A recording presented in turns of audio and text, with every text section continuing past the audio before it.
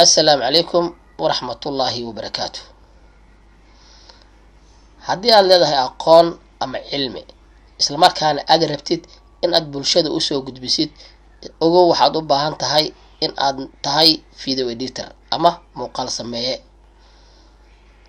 muuqaalkan haddaba waa muuqaalkaagii, waxaan kugu bari doonaa hadduu ilaa yiraahdo course free ah, kaasi oo aan ugu talagalay inay ka faa'iidaystaan dhalinyarada ama ardayda ku xiran halkan, kuwaas oo aan awoodin inay iska bixiyaan lacagaha ama kharashka koorsada. haddaba kusoo dhawo muuqaalka. isa soo noqod wanaagsan. magacii waa Cabdi Xuseen, Cabdi Bulsho. fadlan haddii ay tahay markii kugu horeysay ee halkan aad nagu soo booqatay, ha iloobin inaad channelka subscribe saartid isla markaana aad gambaleelka furatid si aad u hesho muuqaaladeena mar walba. una share garee saaxiibadaada sidii ayagana uga faa'iidaystaan. ha iloobin like-taada, waa inuu muhiim si uu muuqaalkeena meel fog u gaaro. mahadsanidin. maanta hadduu ilaa yiraahdo sida hordhici kusoo aragteenba, waxaa halkan aan kusoo gudbin doonaa softwareka Filmora.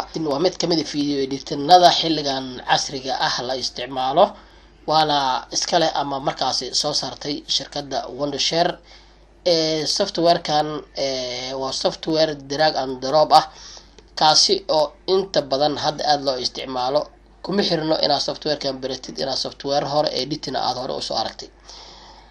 softwarekan haddii sidoo kale aan warbixin kale kaa siiyo, softwarekan waxa uu ku shaqeeyaa haddii aad haysatid Mac ama shirkadda Apple, ama sidoo kale hadduu computerkaaga uu yahay Windows, labadaasba uu ku shaqeyn karaa.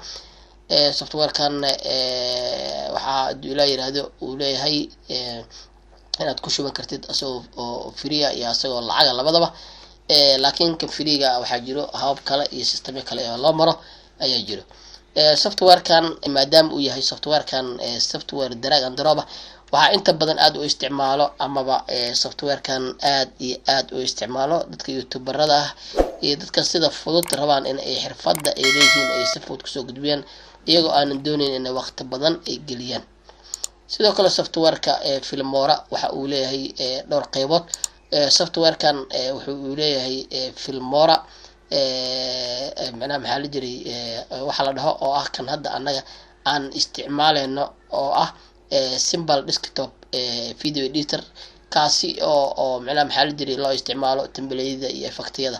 Filmora Pro ayaa jiro, kan waa premium version waaye, waa mid lacag ah oo industry-ga ama shirkadda si toos ah standardkeeda ugu xiriiro waxyaabo badan oo kan caadiga uu lahayn ama feature ah leh. kaasna waa lasoo gataa oo inta badan suuqa laguma arko. waa premium waaye ama waa pro waaye, waa mid oo lasoo gadanayo oo shirkadda toos ah usoo gadanaysid, waxyaabo badanna kaga duwan kuwa hadda anagaan isticmaalno. sidoo kale waxaa jira Filmora Go. Filmora Go waxaa loo isticmaalaa mobileska, mobilada ayaad macnaha maxaa jira sidoo kale adoo isticmaalayo ku edit gareysan kartaa. waxaana lagu develop gareeyay ama uu ku shaqeynaya Android iyo iOS, labadaba waa ku shaqeynaya. sidoo kale waxaa jiro Filmora Screen. Filmora Screen waxaa loogu talagalay in wax lagu duubo isla markaana lagu record gareeyo maxaa la jiray waxyaabaha markaas arabtid inaad dadka usoo gudbisid, isla markaan meesha aad raadsan lahayd screen recorder kale aad raadsan lahayd, asaga ayaa screen recorder ku noqonayo oo aad ku duuban kartaa isla markaan aad ku edit gareysan kartaa. qaybta installationka Filmorahaas aad u shubatid, waxaan rajeynayaa maadaama ay yihiin software inta badan annaga aan gadanin oo suuqana lacag ka jooga, laakiin annaga aan si kale kusoo helno. waxaan idinka caawin doonaa hadduu la yiraahdo inaad qaabka ugu shubanaysiin linkiga aan soo diri doonaa. qaabka ku shubanaysiin insha allahu tacaala waa idin soo wadaagi doonaa, maadaama halkan hadda aanan ku duubi karin software aanan soo gadanin oo featureskiisa iyo sharciyadii tooskeeda aanan raacin.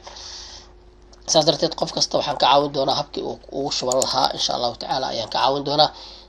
linkiga groupka saaran kala soo xiriir insha allahu tacaala oo kusoo bir groupka si aad markaasi u heshid softwarekaasi inaad ku shubatid iyo stebiska aad baraysa hadduu ilaa yiraahdo.